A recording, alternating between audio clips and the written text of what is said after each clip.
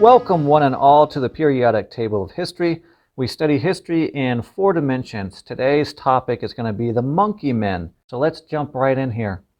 The hunt for the monkey men started around the 1800s, and Darwin was right here in the middle of this. He was born in Shrewsbury, England.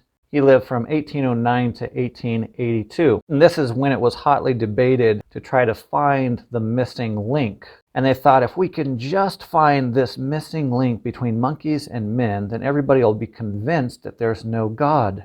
So Darwin, being quite the racist, wrote the book, The Preservation of Preferred Races, in 1859. And that was just 3 years after Neanderthal man was found, and that was in 1856.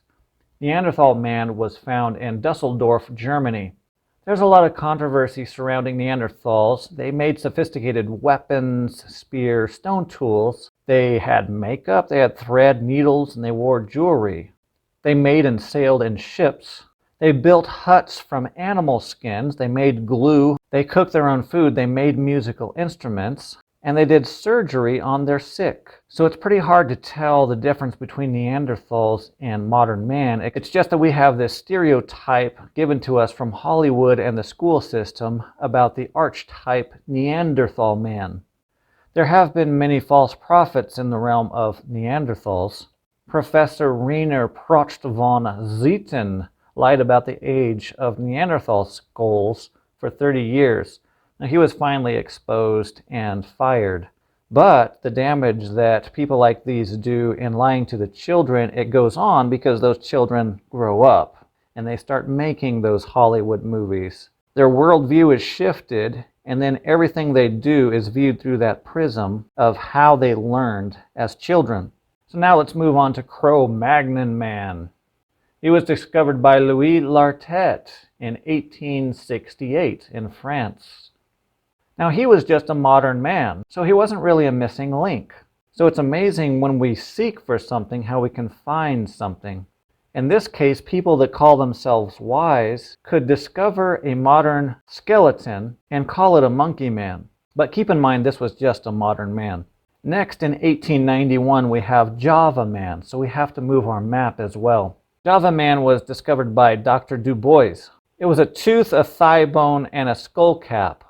It was hailed as a missing link, but 30 years after its discovery, it was found that Dr. Du Bois was withholding that he found 2 normal human skulls at the same place as Java Man. So they were contemporaries, so they couldn't have been a missing link. Next, we'll go to Pilt Down Man. It was found from 1908 to 1912.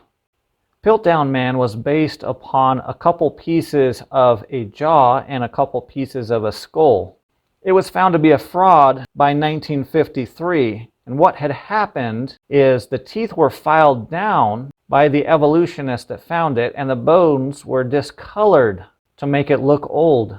A Pilt Down Man was used as science, and the children growing up with the textbooks would have read that it is science and it is true. And some of them may have never found out that it was a fraud, since it was published so far later after its discovery. I can just see those people who call themselves wise filing down those teeth so they can sucker the other people. Next up, we have Peking Man, 1921. This was found in what is now known as Beijing. A little northwest of Beijing, there's a cave where evolutionists would look for missing links. This is another example of the Peking bones being found with human bones in the same location, so they can't be separated by hundreds of thousands or millions of years. Monkey men versus modern humans. They would have been in the same time era as modern humans. Now let's go to Nebraska Man, as we don't want to leave America out of the discussion, and we will move our map again. Nebraska Man was found in the northwest part of the state of Nebraska. The pictures were created from a single tooth from a pig. So after it was found that yes, the tooth actually was from a pig, Nebraska Man was put down. So it was discovered in 1917, published 1922, and put down in 1927. It's amazing what artists can do on the word of scientists. See, most of the time it's the art that's persuading people, not the science. Now let's jump over to Africa in 1924. Australopithecus africanus. This was found in Taung, South Africa by Raymond Dart. The artwork gave the being a human gaze in an upright posture. That way they could persuade people that this was a missing link between a human and an ape. But it was disproven in 1973 and put down. Now let's go up into India and Nepal. Ramapithecus. This was found in 1932 by the Tinau River. They found a jawbone there in 1932, and then the artist made a depiction of a monkey. Now, it wasn't until 1970 that scientists found a new species of baboon and found out it was the same as Ramapithecus. So Ramapithecus is not a missing link, but rather a fossilized jawbone of this living baboon. So in 1970, we had the data that Ramapithecus could not be counted as a missing link. It was actually just a monkey. Now next we skip over a couple wars, because remember we're going from 1932. So there's World War II, the Korean War, and Vietnamese War. We'll go again to Africa. Australopithecus afarensis, also known as Lucy, was found in Hadar, Ethiopia, 1974. There's a lot of controversy over the knee. A kneecap that was found 70 meters lower and over a mile away was set with the lower leg bone, and then it was thought to be a missing link in between monkeys and humans. So papers were written on Lucy's knee, etc., to convince people this must be a hybrid. There are different angles going from the knee up to the hip between monkeys, gorillas, and chimps. And later a baboon was found that does have the angled femur. A tree-hanging baboon was found that had this angle. Gorillas and chimps have no angle between their foot and all the way up to their hip. But humans and orangutans have a 9-degree angle between their knee and their hip. It allows humans to walk upright, but it allows this orangutan to climb the trees. So there's still controversy around Lucy. The creationist perspective is Lucy is an orangutan and therefore doesn't count as a missing link between monkeys and humans. Now let's swing back over to Europe and find Ida. Another name for Ida is Darwinius. It was found in 1983.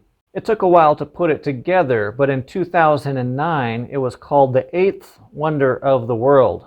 Google even used it as one of their icons for the front page of their search engine. But in 2010, it was declared a dead monkey and thrown out. So remember, whenever you hear of new claims, step back for a second. They might not be all they're cracked up to be. Now let's go to Africa again in the 1992s and the 1993s. Ardipithecus ramidus kadaba was found. It was found in the Afar Depression in Ethiopia. It had a suspicious toe bone, but the bone was found 11 miles away in a different stratum. So this fossil is also thrown into controversy.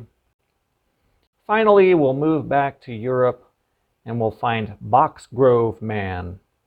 This wasn't really a man that was found, or a boxgrove bush, or a box. It was just one shin, and there you go with the artist again. The artist built up an ape man using this one shin bone. So this also throws Boxgrove Man into the controversy section. So evolutionists have used human skulls, monkey skulls. They've mixed up monkey and human skulls, monkey and human bones. They've used pig teeth to pretend they're missing links. They've bleached bones so they can pretend the bones will look old and deceive people. And every so often they use donkey skulls and even dolphin bones. So it's okay not to believe everything scientists say. Sometimes you can only get a bit of confusion. Sometimes after listening to scientists, you can end up more confused than you were before you started listening. And God isn't the author of confusion. Well, let's review where some of these come from on the timeline. Remember, we get down to the 1800s, and that's when Charles Darwin lived, and they're trying to superimpose an old Earth worldview into the science community. They successfully did that, but they used a lot of frauds so they could get it into the school system. So it was down here very close to our time. And so Neanderthals are there in Germany. Then we have Cro-Magnon man over here in France. Pilt Down and Boxgrove man were here in England.